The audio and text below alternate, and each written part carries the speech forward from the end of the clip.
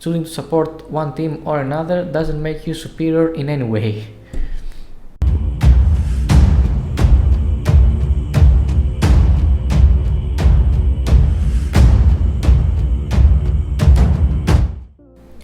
Hello everyone and welcome to another episode of Double-Edged Freedom. This time we're going to talk about sports and teams. We're going to talk about rival teams mostly, but not only. We cannot talk about specific teams, of course, because the choices would be literally thousands. But what we can do is break apart some of the reasons that people choose to support one team or another team. You may wonder what's the point? Why would you want to know that? Well, I don't know for you, but for me, I'm getting tired of seeing people fighting over teams. I mean, debating is fine, and that's what I preach as well, to be able to discuss your opinion with the other person, especially when you disagree with him. But when people start insulting and beating each other on the ground over teams, then that shouldn't be fine, right? Imagine watching a football game of two very big rivals, and at some point in the game something happens, and the fans of those teams start beating each other and knocking each other on the ground and anything. What would you say then? You would probably laugh a little or say, that's bad. The media will show it like it's another day, and that's all. Now imagine watching the same game, and at the end of the game you see a big group of people. Some people are supporters of one team and some people are supporters of the other team. And they go all together to a bar, they get some drinks, have some fun. What would you say then? It would probably seem very strange to you, really unique. The media will probably make a big fuss out of it because it's something that you don't see very often. And it will be a nice change for a while. Now tell me, isn't that unfair? Why do you want a world where beating is the everyday concept and having fun is the change? Wouldn't you like to see people of rival teams having fun together every single day? And wouldn't you want to see beatings more rarely? And whenever that happened, then the media would make a big fuss out of it and it would show it as if it's a bad thing and something that we should stop and get some help. Stop it. Get some help. Okay, Michael? So anyway, that was a very long intro, but let's get to the main video and see why people choose to support one team or another, and hopefully we will all understand that choosing to support one team or another doesn't make you superior in any way.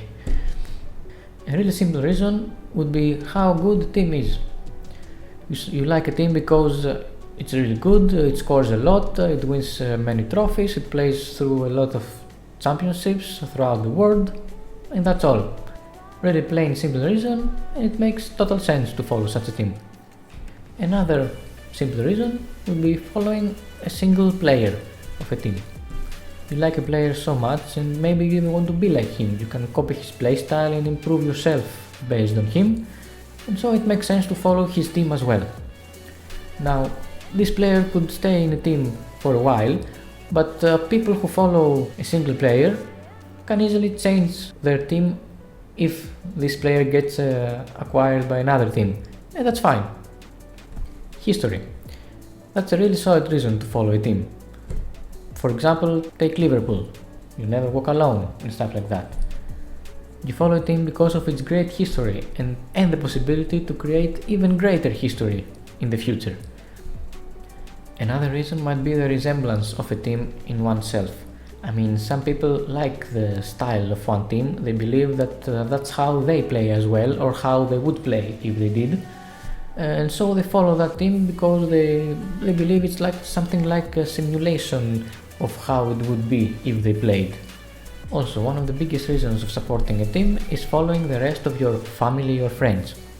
If your father or your brother or whoever older than you is following a team, there's a high chance that you will follow the same team as well. Or there's a possibility to follow the rival team as well, if you are one of those people who like contradicting and going against the others. And for people like that, who like being opposite and going against everything and everyone, there is a possibility for them to like an outsider. They wouldn't like to support a team that wins every single time. For them it gets boring. They will want to support a team which is good, not so much, but it will still be a threat to a big team given the chance. Now, some people don't like being in the spotlight and supporting big teams.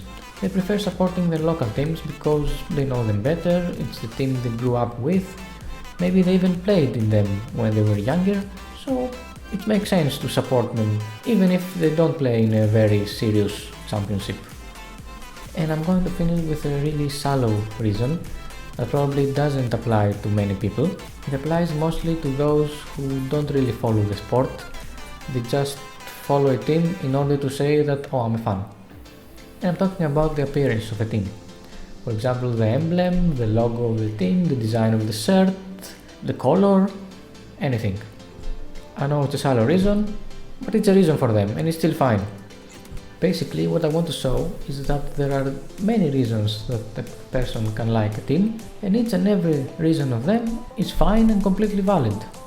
Anyway, those are some of the reasons I could think of. I'm sure there are many more reasons for a person to like a team. So if you're thinking of some, please add them to the comments below.